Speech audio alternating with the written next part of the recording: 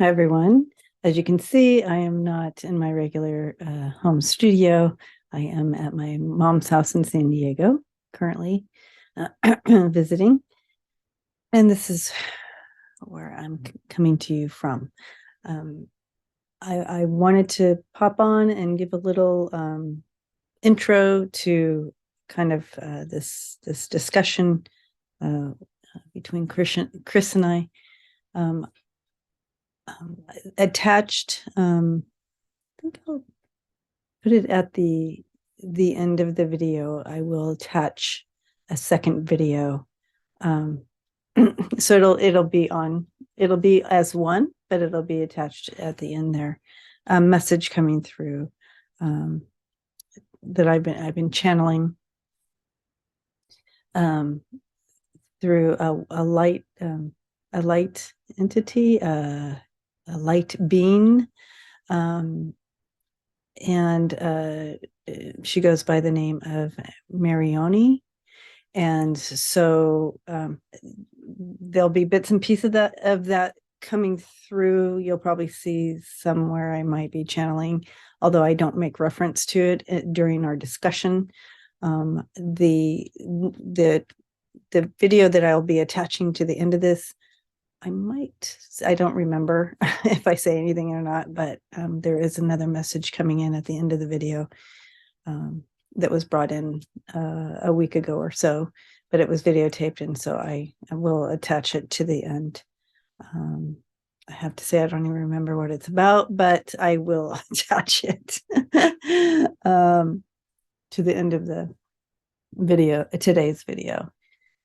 So thank you for being here, and I hope that you continue to join in on the discussions and add to the discussions. We call it a discussion because we're all discussing this and all going through this experience together. So thank you for being here, and looking forward to your comments and being part of the discussion. Blessings to you. There's no emotional. Oops. Sorry. Hi, everyone. Welcome to Freebird Spirit YouTube channel with discussions, wisdom behind the awakenings with Chrys here. Hi, Chrys. So diving into this discussion, I believe it's our 16th discussion. Amazing. And it's amazing. Yeah. And it goes on. We have so many, we have so many discussions outside of actually recording the discussions, but right now, what really is firing us both up is the depth of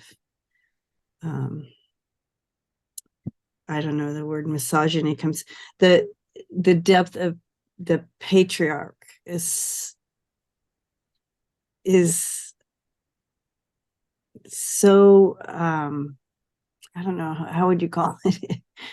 It's sort of, I'm struggling with it too. This, I mean, on the one hand, it's patriarchy. On the one hand, it's really an overarching social system, but it has so many pieces to it because I'm prepping for to teach a class on race, and to do that means I have to go do the historical work. So, and you start to see all of it. It's all right there, but it's not broken up into boxes. Mm-hmm. It's like this sort of colonial mindset. God, what I had a thought earlier today about it, about why do we think? This is me focusing on the racism piece. Why do we think this is ours? Oh, why do we think that? Why do we get mad at people? It's Martin Luther King Day, right? Yes. All right. So everywhere you turn, you're seeing stuff about Martin Luther King, right? Mm-hmm. And you're listening to what he's saying because they're replaying his speeches, but you're sort of sitting there going, You know what's really confusing about this? Why would I be pissed off at somebody of color having as much as me? How does that make sense? How does that even make sense? How does that So like it's more of the, it's more, you're right. It's more of the system that we're in, this yeah, systemic yeah, system yeah. that has been set up, and these thought processes. So yeah, that makes sense. It's more of that system. But it's also, I but it's a feature of all of it, right? It's I I feedback. I made this little meme and posted it myself because I didn't see anybody that had this particular, and I think it's apropos to what we're talking about here. I didn't see anybody else using this quote that he has here in this one, so I wanted to make my own meme and post it everywhere. So I did. And he says, true peace is not merely the absence of tension, it is the presence of justice. And I thought, oh, yeah, that's what I want. That's the message I felt coming through with him. And so, anyway, so I know that everybody's watching this probably on another whole day that's not Martin Luther King Day, but I feel like it should be Martin Luther King Day every day. He is such a beautiful example of justice and taking action without violence. And so I love that about and walking in love, that love piece. So he's such a beautiful example of that. Should be every day we should be quoting him, and as he continues to even from the other side bring change and awareness and awakening. It has so many pieces to it. It's, you know, what he's about, and he wasn't alone. He was, always remember that Martin Luther King was shored up, supported by a whole lot of people. Yes. Right. Mm-hmm. They chose to follow him. They weren't, hypnotized to follow him. Right. They chose to follow him. And quite a few of them were women, so you did the thing about Fannie Lou Hamer, and, there's Ella Baker. There's a whole large number of people who devoted their lives to social justice. People like Fannie Lou Hamer came in for a very short period of time to do really extraordinary things. And it was clear that that was her mission, that she came to do what she did. So, so it's not just one. And, the media loves to fetishize and make it into individuals. But I guess what I really want to talk about with you is the way that these pieces all come together. That we've got racism, and they're not, and I want to say this, they sound like they're in silos, but they're not. They're all mixed together. So the same mindset that allows us to sort of allows whites to look at people of color and say, no, that's mine, or I'm not going to share, and I don't even know anybody like that. But mostly I think they're just afraid that blacks are going to be so pissed off at them, they'll kill them. But, I've always thought that. But at any rate, I think that's part of the picture. But the other part of this is that what's been going on lately, and that one in Arizona really got me upset, where this brand new governor gives a speech and she says, we're not going to discriminate against anyone by who they love or who they are or what they look like, and no one. And these people stood up and turned their backs. Now, I've turned my back on people too. Alexander Haig was, responsible for destroying thousands of people in El Salvador and Nicaragua and all of that. And so he came to the Dome at Syracuse, and a whole bunch of us stood up and turned our backs. It has a purpose. Yes. But this was not even giving her a chance to get out of the chute and just do that. So that piece, the stuff about the level of discrimination against people who love who they love. I mean, that just pushes me over the edge. But that combined with women and these new laws that they're starting to pass, these new laws about live births and doctors being allowed to murder them. It's like, what planet are you people living on? It's not, well, maybe it is this one. I don't know. It's not even a thing. Like they're making it up. They're making it up. Well, remember the Hippocratic Oath? There's a reason there are so many people in ICUs and not dead, because doctors are supposed to keep them alive. Yeah. That's the oath. You know, nobody's killing anybody. No one's killing babies after they're born. It's like, oh my God, you've got to be kidding me. What else are you going to, what are they doing that they're thinking this up? So, yeah. And, who's that one guy, the guy who was responsible for conceiving that whole idea of what was it, abortion or something, the abortion laws. He's now in the government in Texas, I think. And I mean, this is a growing movement. And they're pandering to the lowest common denominator, right?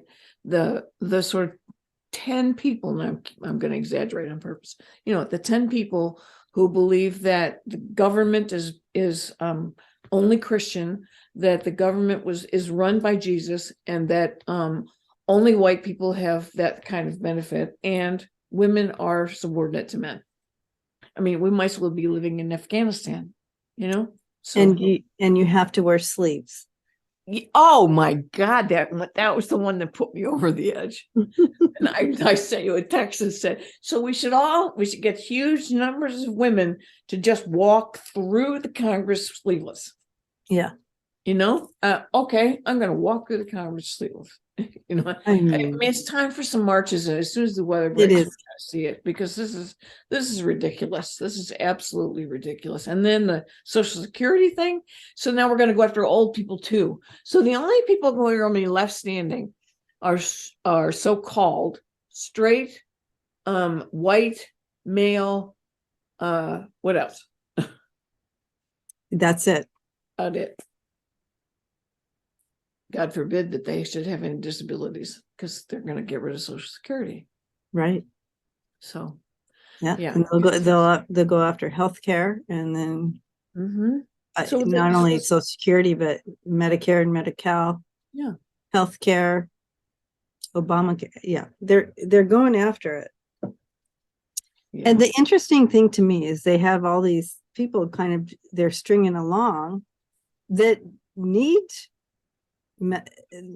these services. I'm like, you're giving up your services. They're coming after the services that you utilize. The healthcare, the food stamps, the things that you need. Yeah, they're coming after you. Why? I mean, it's always the mystery is, why are people going along with this? And are they? I mean, part of one of the strategies is to put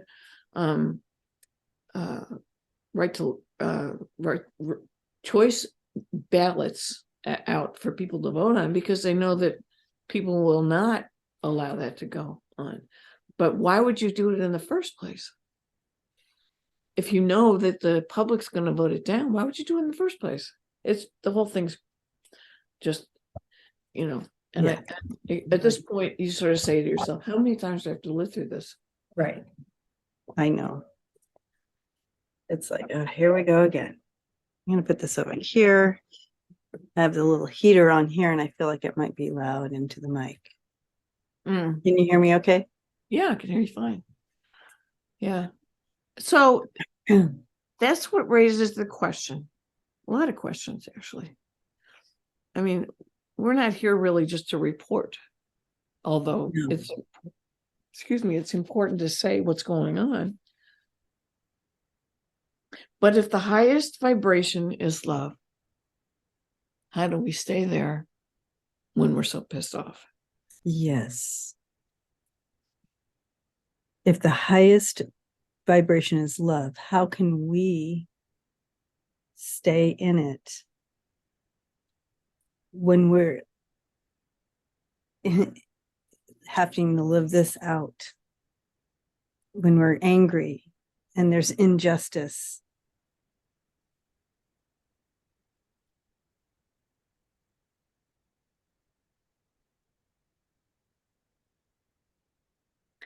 I feel like it's okay to bring guidance and truth.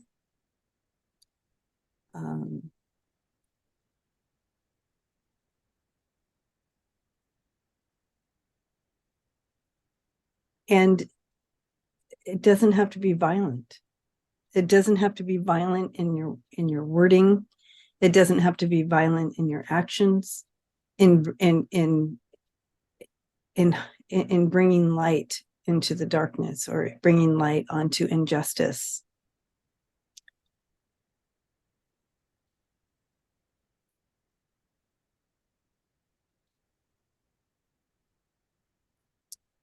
I do feel that it's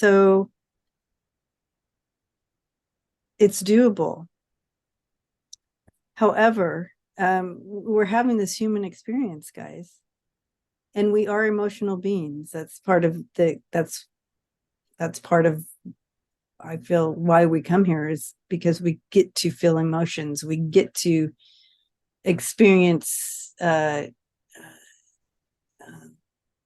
just all kinds of passions and feelings and all kinds of things in this human experience. And part of that is that is emotions. And so,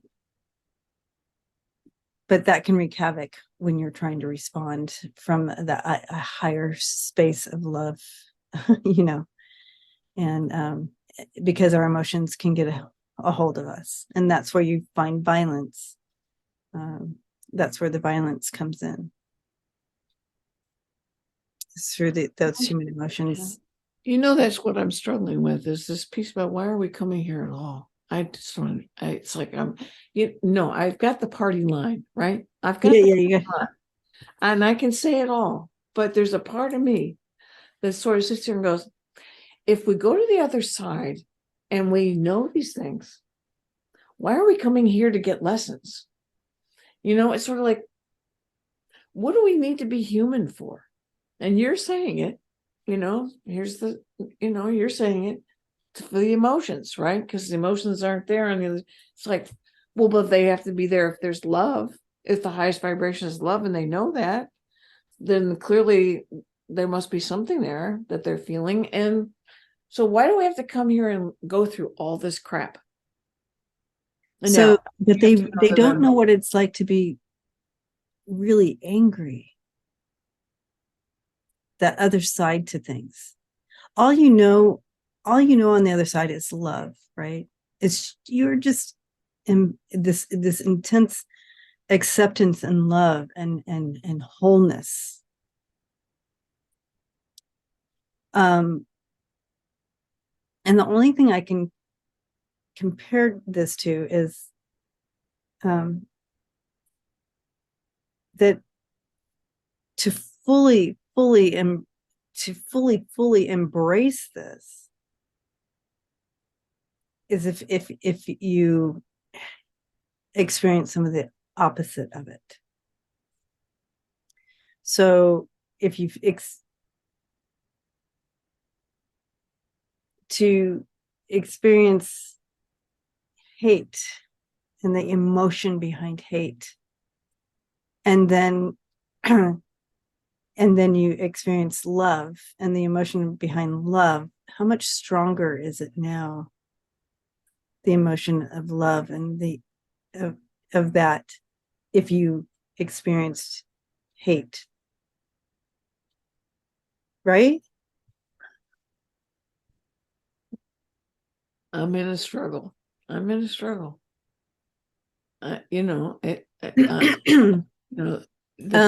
body speaks. So my struggle is really about the myriad ways that my body is speaking, from everything we just talked about to to the physical challenges. And I'm sitting here saying to myself, I don't really understand why we have to come here to learn those things when we already know the truth on the other side. You might know it, but the experience shifts your shifts your understanding of it.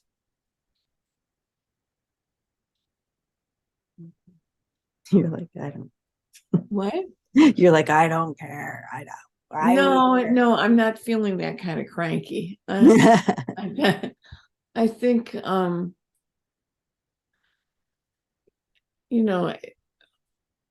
got 75 years of taking this stuff in, right?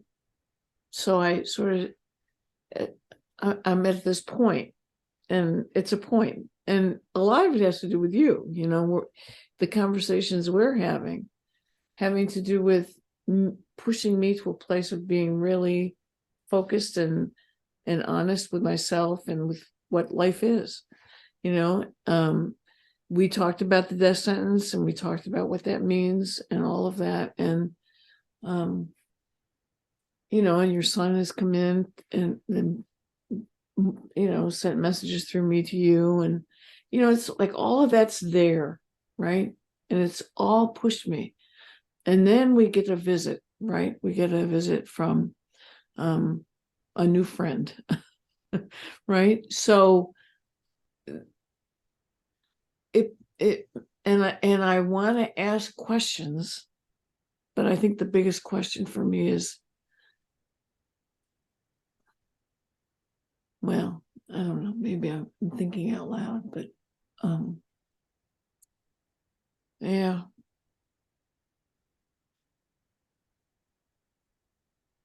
What's your biggest question?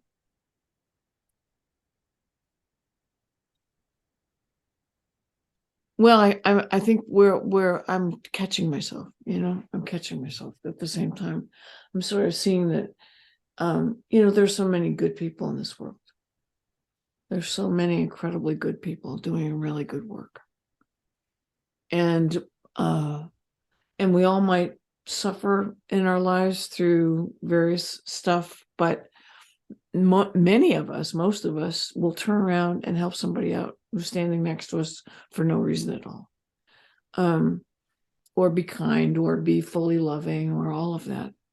And so then I can answer my own question, but I still am struggling a little bit with the messages we get from spirit, with the messages we get from other dimensions, with other beings, the ways in which we've been spoken to and taught and comforted, and at the same time you sort of go, okay, and then they'll say things to you like, well, because your work is to really raise the vibration of this planet.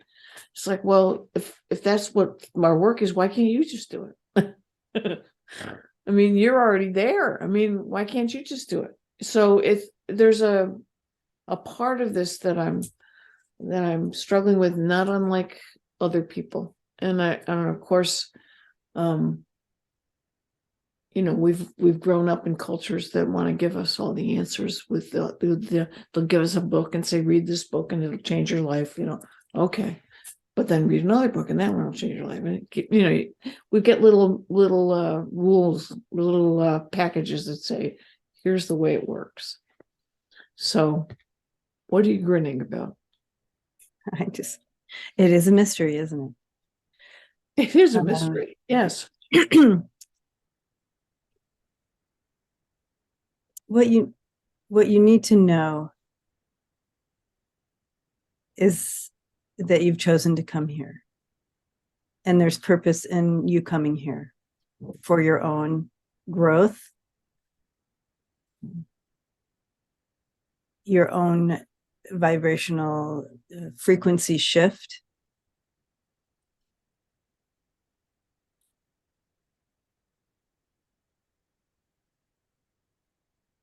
There's many layers to your question. To answer your question, there's many, many layers here.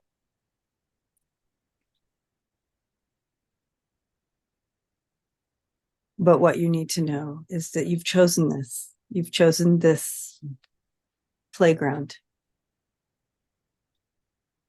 to do this on this time around. You've been on many playgrounds. You've been on many other playgrounds, other worlds, other playgrounds.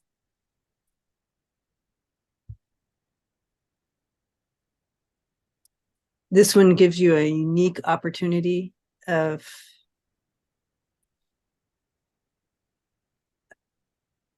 a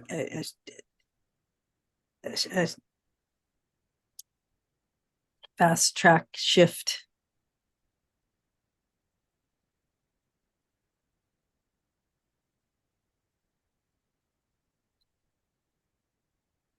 It is one that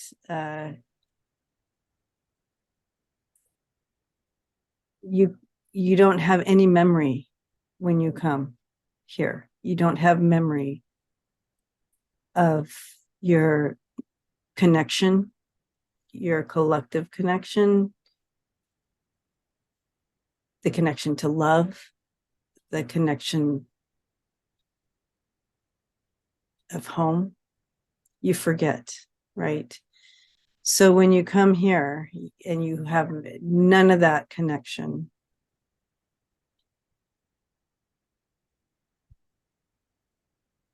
it's terrifying.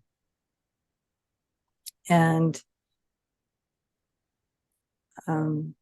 because you don't remember.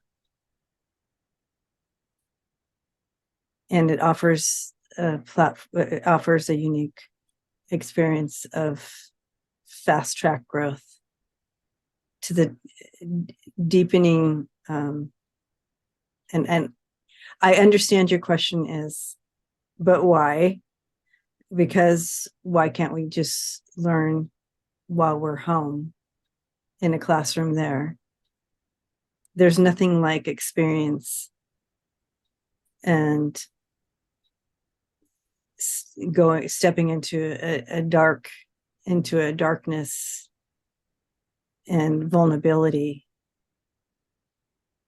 There's nothing like it that can offer you such great expansion and understanding and deeper understanding of, you can read all the books you want, you can read, but until you can experience through the words, but until you actually are physically there, touching it, smelling it, feeling it, it's only a concept. So does that help? Yeah, I mean, yes and no, right? Yeah, you've heard this before. Well, it's not foreign. It's frustrating. Frustrating. You know, it's very frustrating, and it's part of it is what I bring up on a regular basis, which is the media. I mean, we need to know what they're up to, when people are up to, but at the same time, we're bombarded constantly with this negative stuff. There's nobody out there really going out and saying, oh, what are Debbie and Chrys doing today about, X, Y, and Z? There's nobody out there saying, what are the kids actually learning in class this week? How excited my kids got when they did a potluck and they wanted to film it. I mean, there's nobody out there telling those stories except like this. Right? Right. And so what we get bombarded with is this very low vibration. And people regularly will say that they think we're in a civil war. And I keep saying, we're not in a civil war. We're not in a civil war. We're in a war that's being manufactured. And it's being manufactured by the people who control the message and people who think, or they actually don't think, but people who are benefiting somehow. I think what we're going to find is that most of these people who are standing up for these horrible ideas are having their pockets lined with money by oligarchs and autocrats and various people who think they're going to benefit from all this. And, Yes, in their the puppet world, masters. they'll end up with like 10 people with a lot of money and nobody else will be alive, except servants. So, The puppet masters. yeah. I'm hearing that the puppet masters will be revealed. This will be revealed. Yeah. Yeah. Yeah. This will be revealed. Yeah. I hope I get to see it.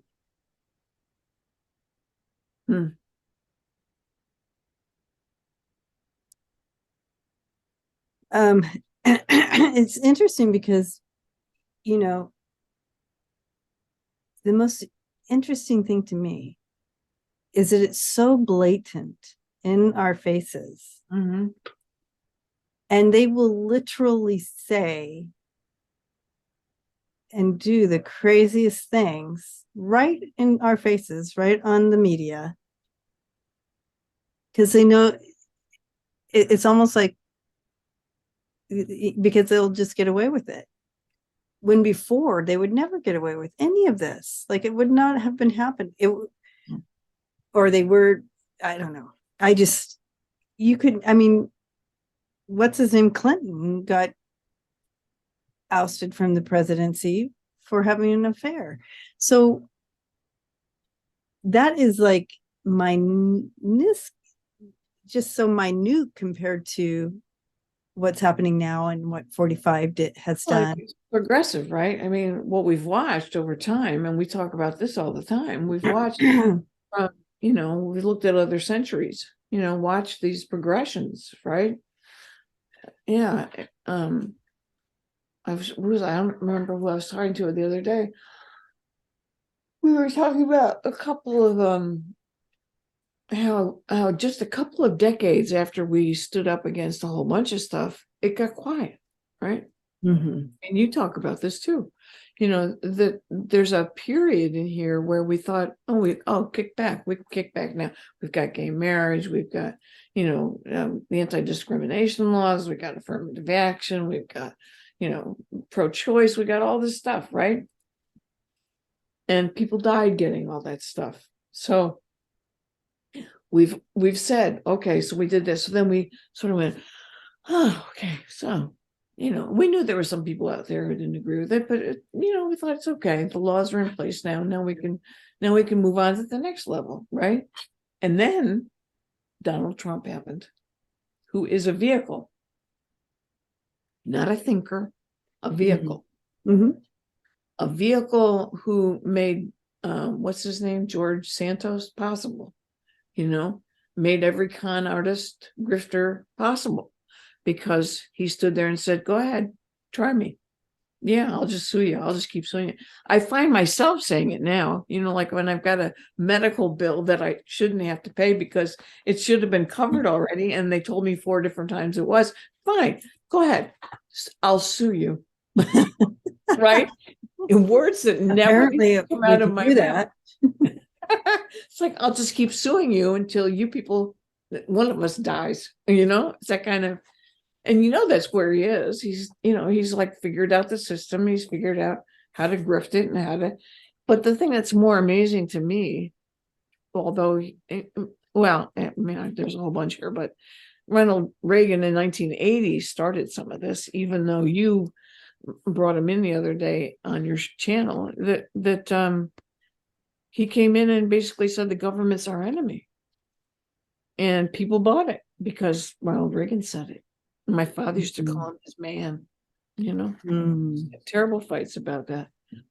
And I used to say to him, what do you mean it's your enemy? I'm in a public administration program.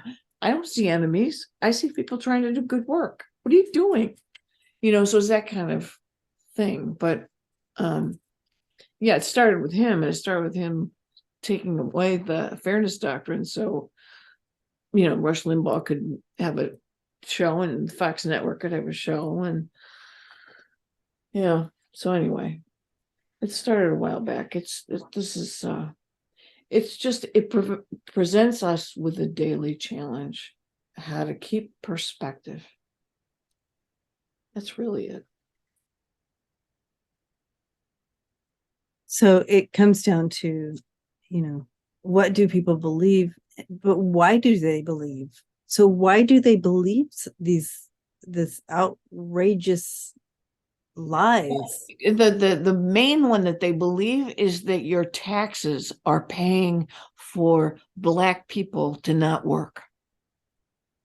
Okay, that's one of the main ones. They say it all the time, and I'm always the voice of the sociologist who says the vast majority of people on welfare are white and rural because there Exactly. are no jobs there. And the average recipient of welfare it has less than 2.5 children. So there's the data, and then I had a kid walk out of class saying, I'm not going to listen to your data. The truth here is that it's, and my brother-in-law says, boy, New Yorkers really hate having, upstaters really hate having to pay for New Yorkers. And I said, yeah, well, they hate having to pay for you. So, somewhere in here, there's a collective, right? That's what government is. It's essentially a way to organize the collective when it's not in the hands of misused power. The collective, for the collective good. That's what its altruistic intention is. The collective good. Are we off track? No. No? Right on track. We're not off track? We're right on track.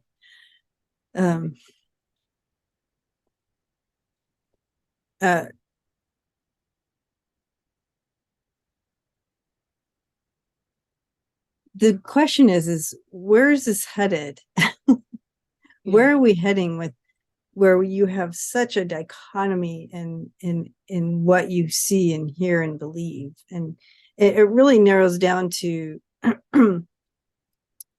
why do people need to believe this for themselves? Why do they need to believe a lie for themselves? Is it helping protect them in some way? Is it,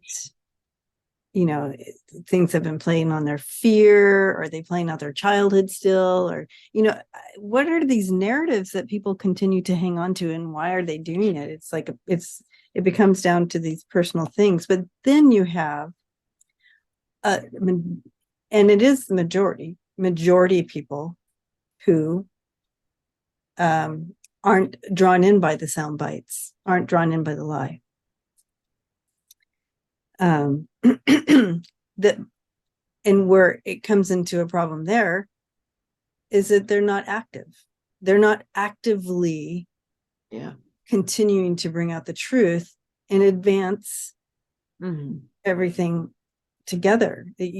So you have a few people who know and see the truth, and you have a few people who follow the lie that are vocal. Again, you have the majority knowing the truth and are, woke or awakened, and they know that, but only a portion of them are vocal about it, right? So it looks like a very small group because you only hear from a few, because in general, a lot of woke people just kind of, again, not wanting to create chaos, or not wanting to be violent, or wanting to lead with love, but not knowing how, they just remain silent instead. That's not helpful, right? No, it's like that, it's like me looking out the front window and watching these families walking up and down the street. They're just living their lives. They just want to, send the kid off to school, feed their families, go to work, come home, maybe watch something on TV or not, or something else, and put the kids to bed, and that's the end of it. And go play later. This is not complicated. It's not. You don't want complicated lives. When the complications present themselves, that's when you run into the blocks. That's when you run into the really. When I went to the doctor this morning, and I haven't seen this woman in probably 5 or 6 years. Anyway, really sharp person. She looked at me. She says, "Huh, is there a problem with the medical profession? And I started to laugh. I said, what do you mean? She said, you need to buy hearing aids while you're still working, so your insurance will cover it. And when you stop working, you won't have that insurance to be able to buy them. And I looked at her, I started laughing. I said, uh-huh. Is there a problem? And she's like looking at me going, oh no, you think there might be a problem with insurance with what we're doing in this country? I said, you think? Yeah. You think? Yeah. So Yeah, don't even get me started on that, where so many women don't get the screening they need for mammograms because we can't afford it. Right. You can go in for your, they offer the smash and grab treatment for everyone. 100% everybody gets the smash and grab. But that is not the best screening, right? That's just like we're offered the smash and grab. Well, really, if you read all the statistics, that's not catching things, right? That's not going to catch everything. That's just a tiny, and but when you're there, they say, well, we need to do a sonogram, because why wouldn't you just do the sonogram? Mm-hmm. Because the sonogram shows everything. Mm-hmm. Why, or and then an MRI. Mm-hmm. So those two other things are offered, and they have other things too. So they do it with, all these things that they can offer that really find the stuff and could really be preventive, right? I think we're really kicking our own asses by doing the smash and grab and leaving it at that, because so many people get breast cancer because it was missed, and then that has to be covered, right? So, and then so many people, and then in regards to treatment, getting the chemo, getting the treatment you need when you have the breast cancer or whatever, that becomes another issue. So I don't know if people realize how many people, if you're poor and you cannot afford these extra tests that you have to pay for out of pocket if you want them, because your insurance is not going to cover it, right? Are dying. Yeah. Yeah. Because of our health insurance, our health coverage here in the United States. This is happening in the United States. People should be angry about that. It's interesting to me what is so specific about this country that has us living day to day with these levels of institutional and physical violence? What is it about this place? When you go to Europe, one of the things that always stood out to me when I went to Europe was how many services were available for people just because they were citizens. You need a bike? Oh, here's a bike. You need a bike track? Oh, it's right here. When you turn 65, you get free Eurorail service and free language lessons if you want to learn languages about other countries. If there's this, that, and what's the best healthcare system in the world? Don't ask an American, because they'll tell you it's here, and it's not. It's France. 100% not here. Not here. And so, and then for me, the sociologist sitting here going, what's with all these silos? Why have we compartmentalized? Now, I can't tell you how many people have said to me, did you talk to your doctor about that? About the symptoms that I'm having from the chemo? Yeah. And what does she say? Take it earlier. Take it earlier in the day. No one sits down and says, okay, here's what we're going to give you. And these are some of the things that might start occurring. And here are some of the procedures you might get, you might make use of to minimize that effect, or to not be surprised when it happens to you. So when you fall over in your driveway It shouldn't come as a surprise that you can fall over in your driveway. It should be part of what you sort of knew what could happen. And this is how you would do it. Or, you go into the doctor and your legs are like twice their size and they say, we're going to give you an antibiotic. Why? We don't know. We don't know why this is happening. It's happening because you're giving me a drug that's making it happen. So what happens is that the medical profession is so compartmentalized. So here's another doctor says, you should go get a neuro consult. And what the hell is that going to do? The only person I've run into in the last close to 3 years who actually sat with me and said, here are some of the effects. Here are some of the things you can do. Here's some of the things I'm going to do with you. Here's how we're going to make it happen. And then we'll see if this works. And if this works, then you should be able to get some balance. And it didn't happen until I went to get my hearing aids renewed. So, I'm telling you. I'm like, and she's the one who cracked the joke about, wow. Yeah.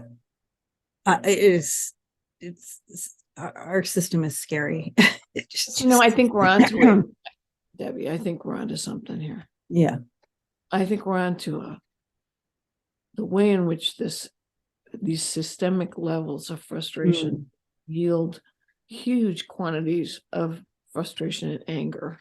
And we're always looking for an enemy. We're always looking for an enemy. Blame game and say, if it wasn't for this guy, or it wasn't for those Black people, if it wasn't for those gay people, or those trans people who are trying to convert people, as if, Well, it also it's fair to say that, again, that here's some things that we want to believe. We want to believe that we have the best health care in the world, right? We're this first world country. We're like supposed to be this powerful nation or whatever. Of course, we have the best healthcare. We have the best this, we have the best that, our country's the best. We hold on to those sound bites. But why do we have to be best? Exactly. What is that even about? So all these things are in this shift, and that's why it's coming to. That's why we're talking about it, because it's all shifting. We're all realizing, oh, we are not the best country. In fact, we're kind of awful. We've been kind of mean. Did you know we're 21 in maternal mortality 21st. in the world? 21. Yep. So once we kind of step back and go, okay, I've been holding on to some of these sound bites too. I believed it. You know what I mean? We need to start understanding the truth of what's going on here. Come out from underneath the umbrella of this narcissistic nation and see the truth, basically. Well, there are people who would argue about these sort of the way in which these systems are working. But but honestly, you go all the way back. You go all the way back to when indigenous peoples were colonized and destroyed by European cultures, right? All the way back there. So these same countries we just sort of elevated by saying that they're taking care of their citizens are the same countries who produce that level of colonialism, witch burning, etc., genocides, so there's no place where this is like perfect, No, and we're not, this is a human experience, but what are we going to do with that? That's the question. That's where we started from, right? What are we going to do with the information? What are we going to do? Okay, so we all come from these evil paths, right? But we're in the present now. We're right here, right now. What are we going to do with that? What are we going to do with that information? How are we going to heal from that? How are we going to move forward, acknowledging that stuff and moving forward and doing better? How can we do better today? I think they talk about that a lot. How do we do better today? How can we? But I think what you were alluding to is that it's really about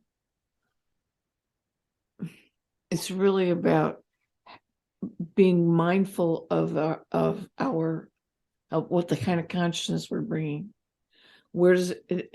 It's not just knowing where it comes from, but being able to say, "Oh, there's something. I wonder if that's a helpful thought." It's a different level of consciousness. So it's more than saying, "Oh, I'm thinking." I'm thinking like a colonist. I'm thinking like someone who's a colonialist, right? So, okay, I can change that. Or I'm thinking in a racist way. So how do I change how I think, right? But it's more than that. It's more than that. It's really about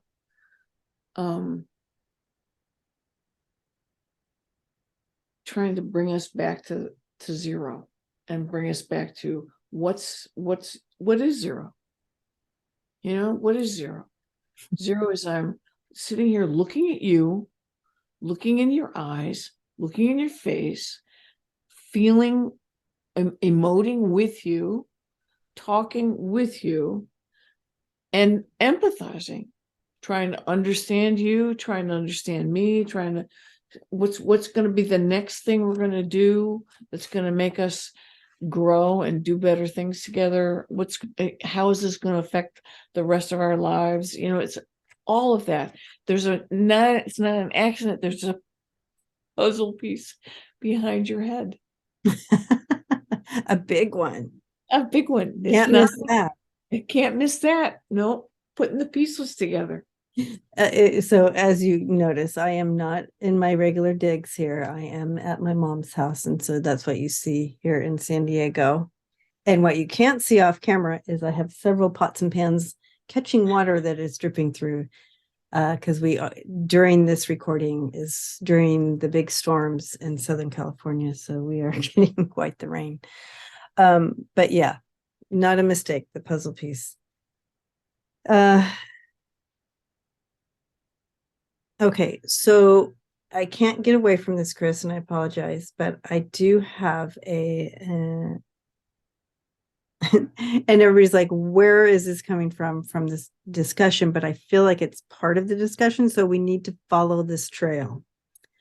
And there's a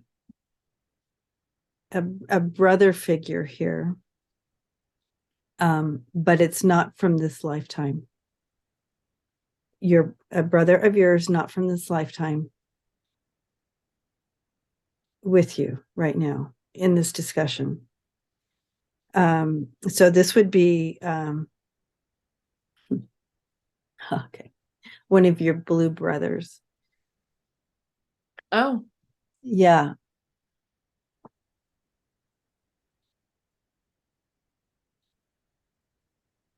Okay, so he's actually saying you all were twins.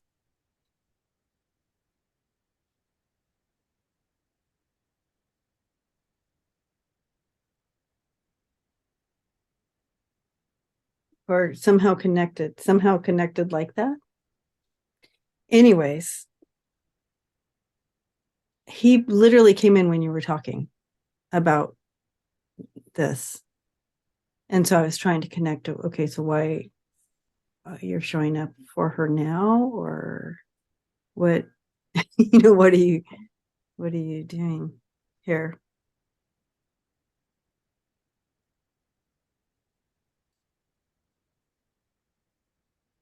I'm asking him to bring up something that you would resonate with or remember.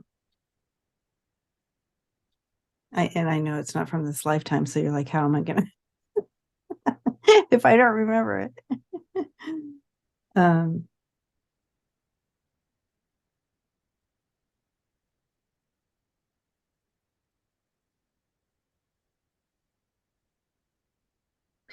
Okay, so he's talking about being a part of a revolution together.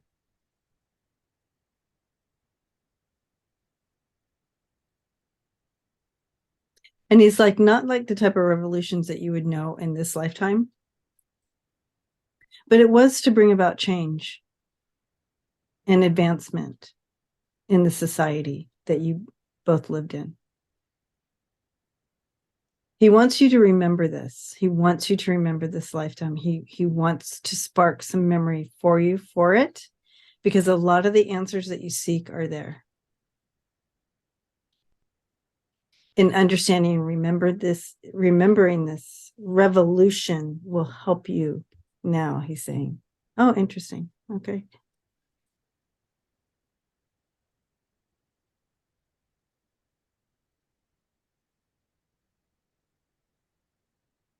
You both were super instrumental in this. Is it resonating at all on any level for you?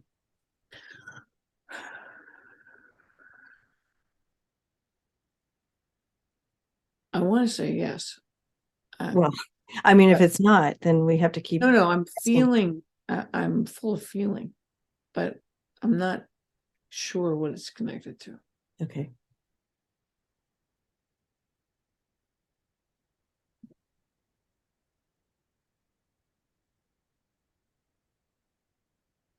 Okay.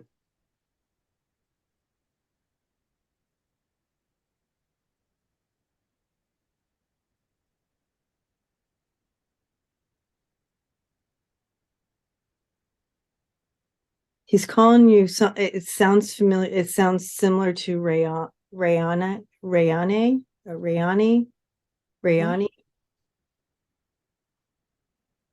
Really? That's what he's saying, right? Something similar to that's what he's calling you.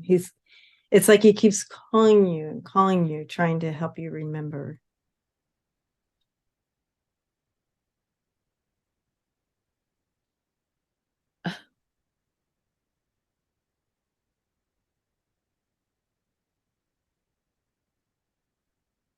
It's in this book.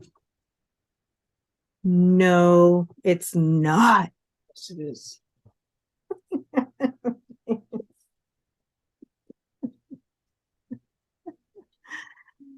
Holy cow. If there's anything that I'm learning right now, it's how critically important synchronicity is. The synchronicities, when you awaken to the, I mean, think about what we're doing, right? Mm-hmm. You know, awakening behind, or wisdom behind awakening. The wisdom to hold on to is that you have to know there are always going to be signs out there, right? There's always going to be symbols and signs, and you might not always see them when they happen, but if you pay attention to what's going on around you, it'll come back. It comes back, because when it starts to link up with other things, then you see the thread, and you can see the threads. But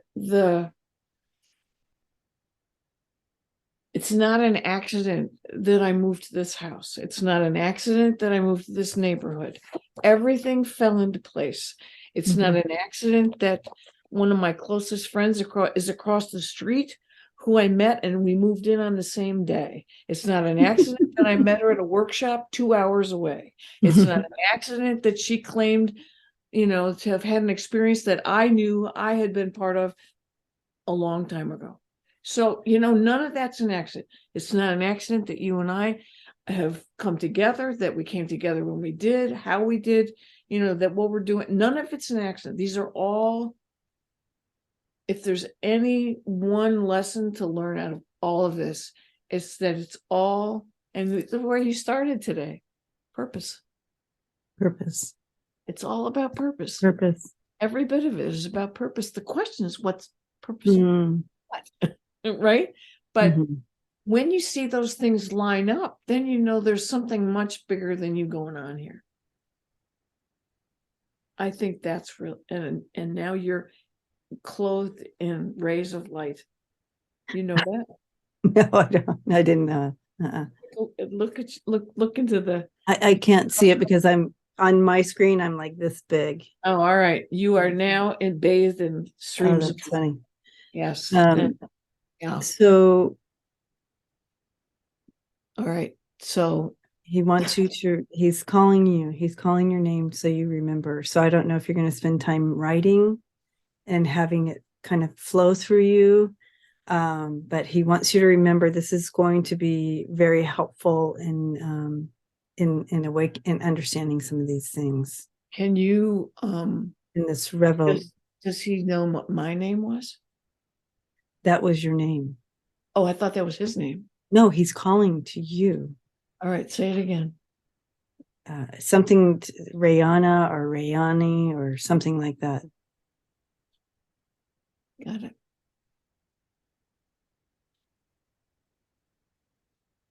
Yeah, he's calling to you.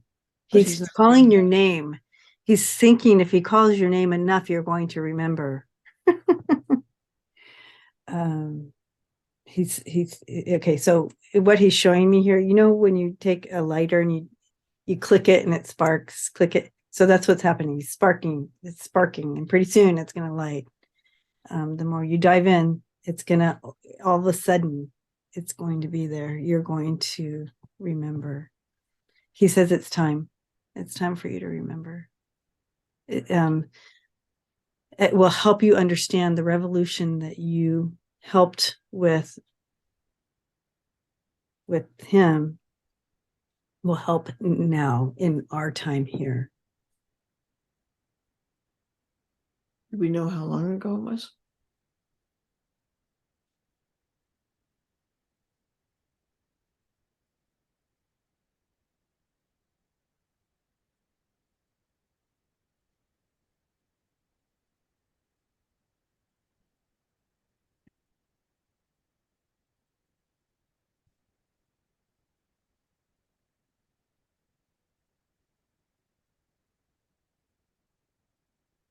You know,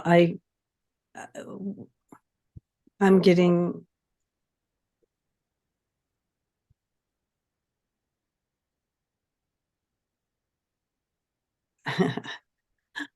I don't know if this means time or what it means, but he's giving me like 222.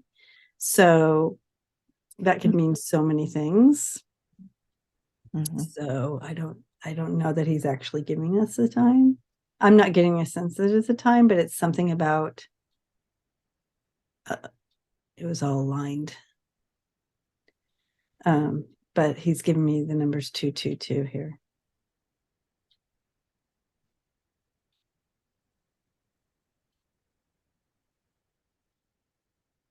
Oh.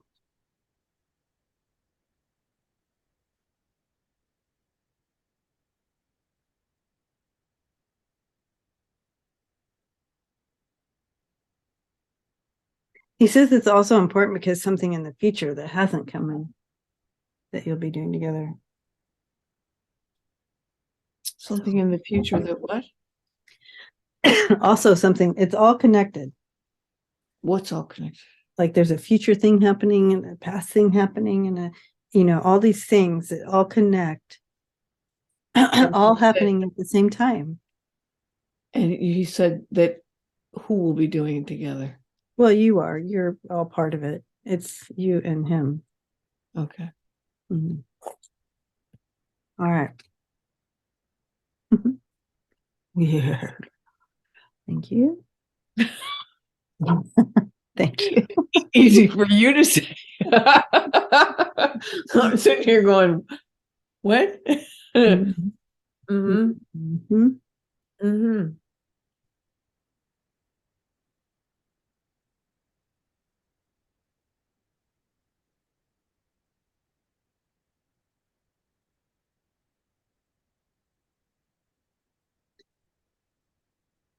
So I feel like a lot of what messaging I'm getting here is it's more about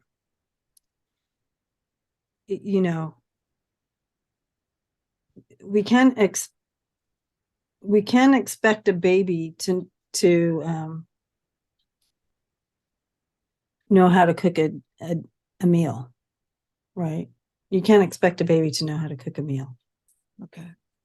So we have these expectations on these people that we live with on this planet that have these outrageous beliefs and they follow these lies. So in talking to these babies to help them understand how to cook a meal, what are the steps to do that? So first of all, we have to change our expectation that they would automatically know how to cook a meal. Of course they can't. So what I'm hearing is like we have to, and you don't violently throw the baby into the kitchen and go, cook them, you can do this. No, that's not how you do it, right? So using that analogy, it's kind of like stepping back into realistic expectations on our fellow man. And instead of sending anger and like, what in the hell, and all those types of energies towards these people, how can we change that? What we send out to them, our little vibes, our little thoughts and vibes. We see these horrible things happening and these horrible people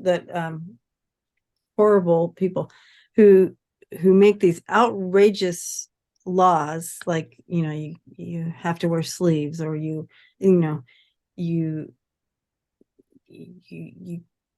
all the laws that are being placed, taking our freedoms away. So we have all these people doing that, and we're like, and our response is all these anger and hate and what are you doing now, like that. How can we change our vibes towards them and expectations? Because again, we have a bunch of babies out there, type of thing. Do you understand what I'm saying? Oh, I absolutely do. Mm-hmm. What you really drove home was that we're talking about millions of souls at different stages of development, all sharing the same space at the same time. And that some of their past, many of them are their past, are made up of struggle, and their struggles elicit fears in us. I think that's really what I feel more than anything when I read that stuff. It's not so much anger. It's not really anger. It's really fear. What will our lives be like if? And of course, part of it is a feeling I've lived with forever, which is I just want to be who I am. And I've been feeling that since I was little. Right. Like, just let me be who I am. I'm a good person. I'm living a good life. And of course, I can see George Santos saying the same thing, but it's true. I'm saying just, okay, and he can lie all he wants as long as he doesn't do it and harm other people. It's like, all right, that's the life you want to carve out, then that's the life you do.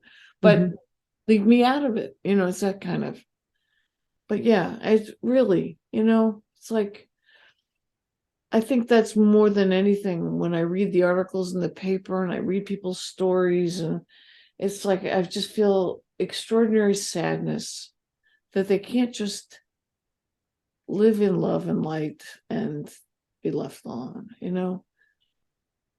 So that's what I think more than anything I feel.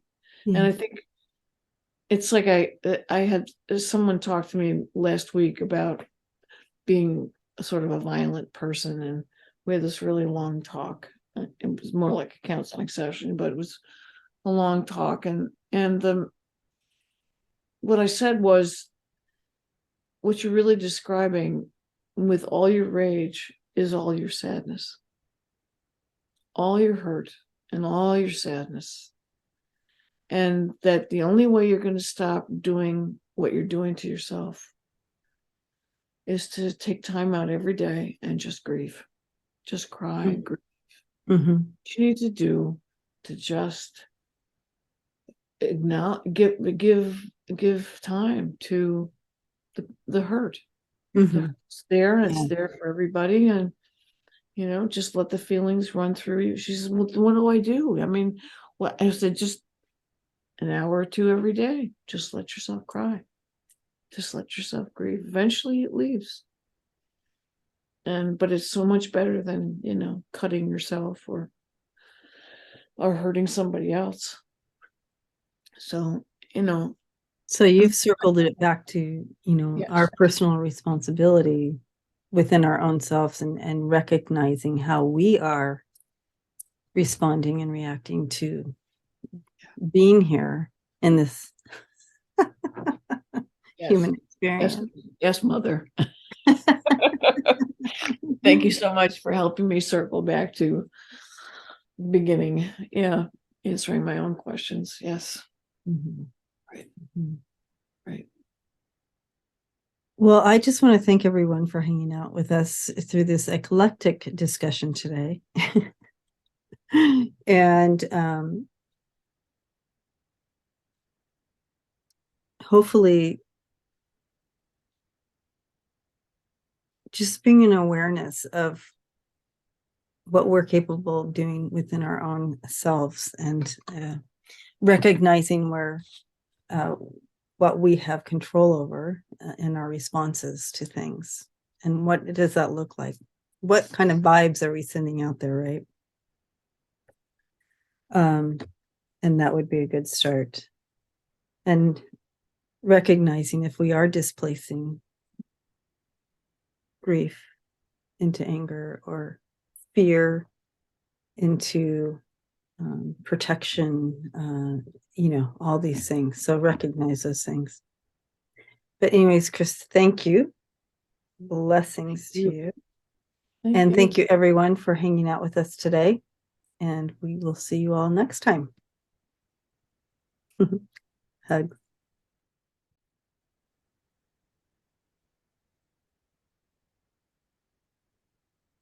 Okay, so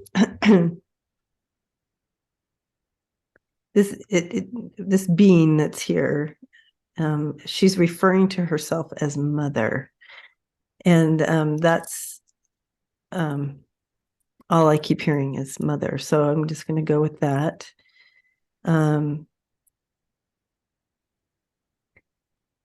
And we want to ask her if she has any guidance based on what she heard us talking about. Okay.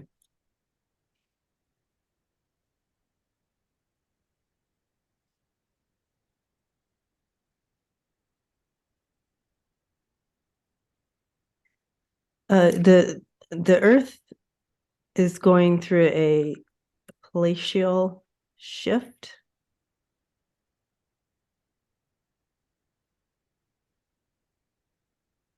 In doing so,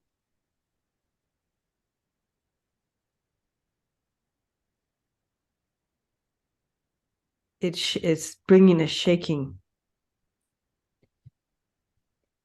So similar to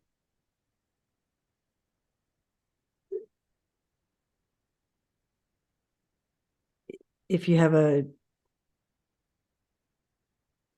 have consistencies, different size, and you shake it, it'll shake the bigger items to the top, and the other will sift to the bottom. So there's a shaking and this sifting to the top. It's all purposed. It's all in line. So the shaking isn't the question. It's more. It's more on the response of the shaking to each individual. You were talking about everyone is one. That is true, but you all act as individuals. You all have free will, but it affects the one within your free will. It'll either bring you to that shift through the shift, awakened, or it won't. But it will. The earth is, and the humanity is awakening, so that you either will do it as the water flows, or you won't. You have the free will.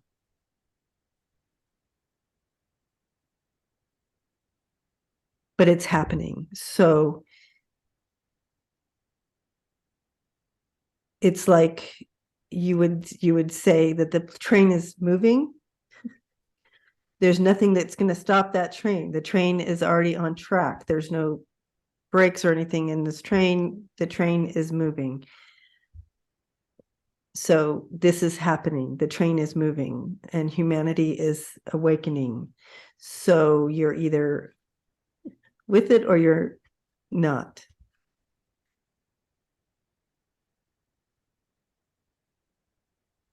Any other questions?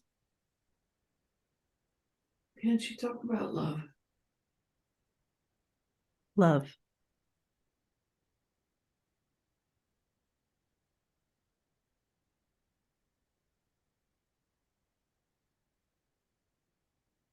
Love is the essence that you're made of. You would not exist without the essence of love. You are, if you were going to look at it through a microscope and break it down, that is love. Cells, the material, you are the essence of love. You are made of love.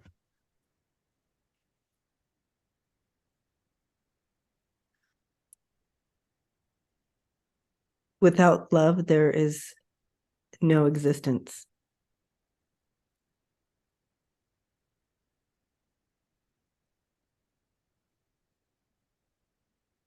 You have created different types of love. Humans have created different types of love, or what you would consider love to be. Some are false.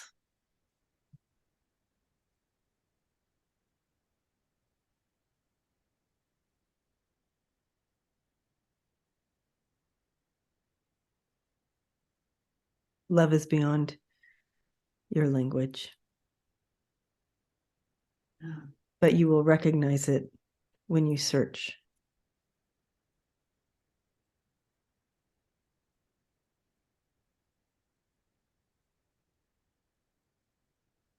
It's beautiful.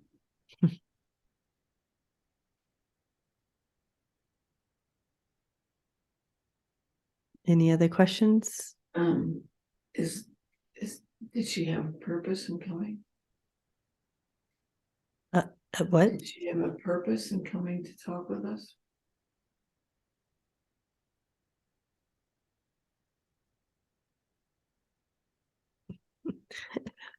Wisdom behind the awakenings is why she is here. Uh-huh. And does she think we should add anything to that title?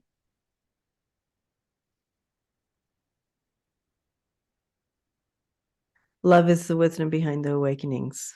Oh, there you go. That's brilliant. Yes. Yes. But she would like to be invited back.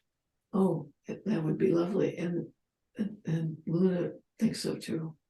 Who? Luna, she's behind you. Oh, she is? Yeah. Holy cow. Is she on the, oh, she's on the floor. Hi, Luna. Oh, pretty cool. Yeah, very cool. Yeah. So mother Mm-hmm. Arcturian.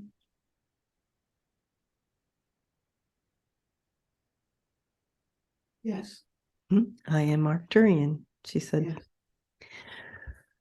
Good. Well, blessings to everyone, because I did add this to the end of the the video, so I think that's good. Yeah, a little extra today. Yeah, I'm thrilled.